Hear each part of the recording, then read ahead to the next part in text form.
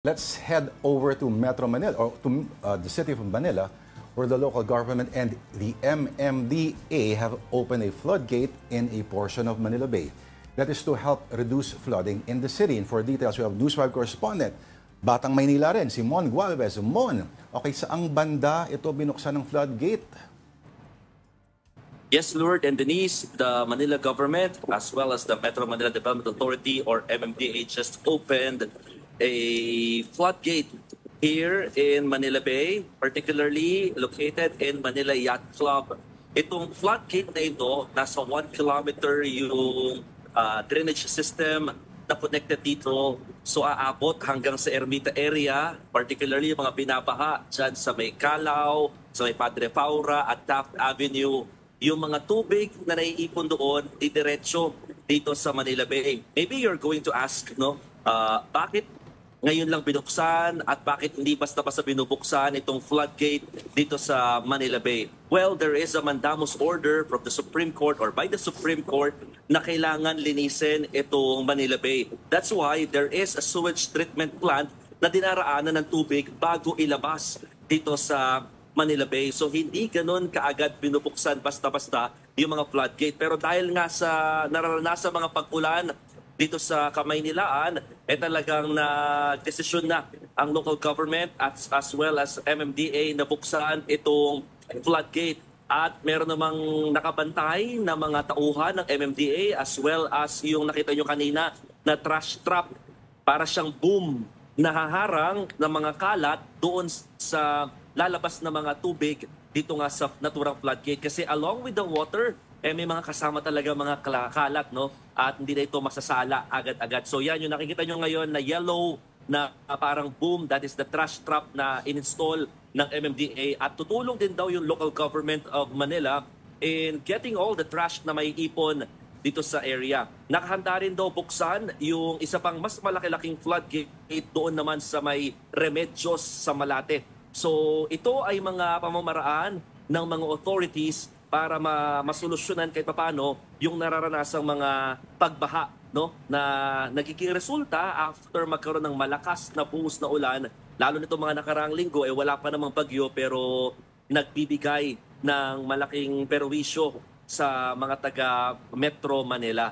So ang sinasabi ng local government, hindi pa rin ito pinakapangmatagalang solusyon. This is just a temporary band-aid solution dito nga sa problema sa flooding.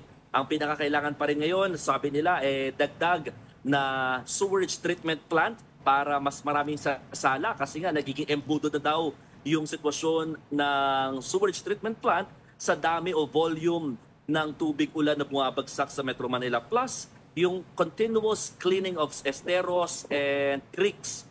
At pangatlo, yung tamang pagtatapon pa rin ng mga basura ng publiko. Kasi isa rin yan sa talagang nakakadagdag ng perwisyo sa mga drainage system, particularly here in Manila City. Diyan sa Taft, no, may area diyan talagang every time kahit walang bagyo, every time bumubuhos ang, let's say, mga kahit 30 minutes lang no, wala na talaga. Pero matagal na ba yung ano na yan, yung floodgate na yan, Mon Gualvez? So bagong gawa lang ba yan? Matagal na to, Lord. Matagal na yung floodgate. Actually, yun nga, there was just a mandamus order na hindi talaga pwede buksan basta-basta kasi nga didiretso rin sa Manila Bay lahat ng mga kalat. Unless na yung mga tubig na ilalabas sa floodgate talagang malinis na or technically walang ganong karaming kalat, okay lang panatiling buksan yung floodgate. Pero yun nga, manda-manda mo sila. Tapos may Dolomite Beach naman. Ayun na nga, na sinasabi. Pero malayo yung sa Dolomite Beach, Mon Gualvez, ano? Medyo malayo-layo ito.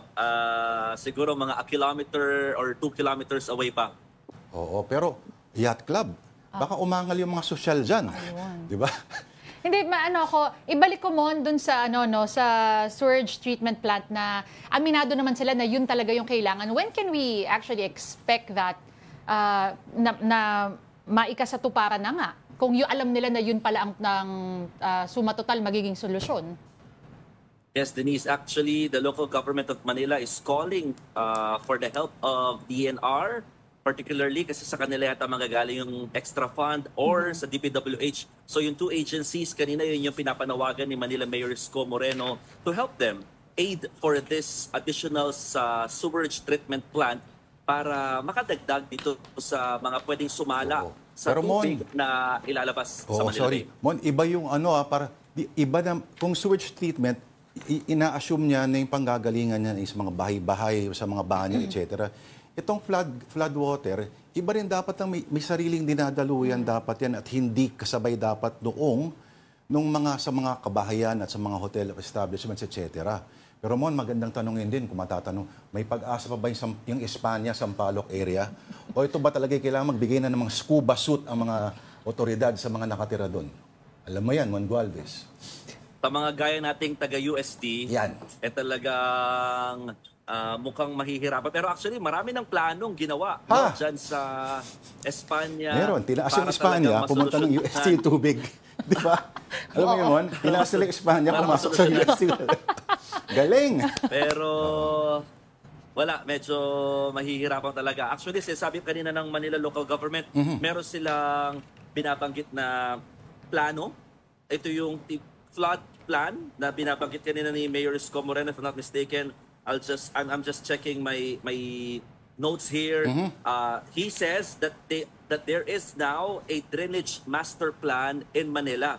Pero aabutin daw ng 140 billion pesos yung budget na kakailanganin para maayos ito. So anong meron dito sa drainage master plan of Manila na ginawa ng kanyang administrasyon? Dito raw talaga mas makikita yung connection ng mga tubo-tubo, no? So tubo ng MMDA, tubo ng DPWH, and tubo ng local government ng Manila para mas maging long-term yung solution at madali talagang mapalabas yung mga tubig dito sa nabungabara tuwing nagbabaha. At the same time, yung mga nagbabarang mga kanal, no, at mga estero dahil nga sa mga basura. So this is just in Manila, Yes, no, yung oo. drainage master plan, and I think they already submitted this plan or coordinated this plan to MMDA na siyang pinaka na Alright. monitor naman na talaga namumuna sa mga flooding system or flooding Yes. control projects ng Metro Manila Mon at sa Galvez. DPWH, no? Na sila namang gumagawa ng mga flood control projects. And we are dying inside to hear details of that, pero wala na tayong oras. Nagpapasalamat kami sa oras mo. Mon Gualvez, nagulat mula dyan po sa siyudad ng Maynila, sa Manila Bay. Thank you, Mon. Ingat ka.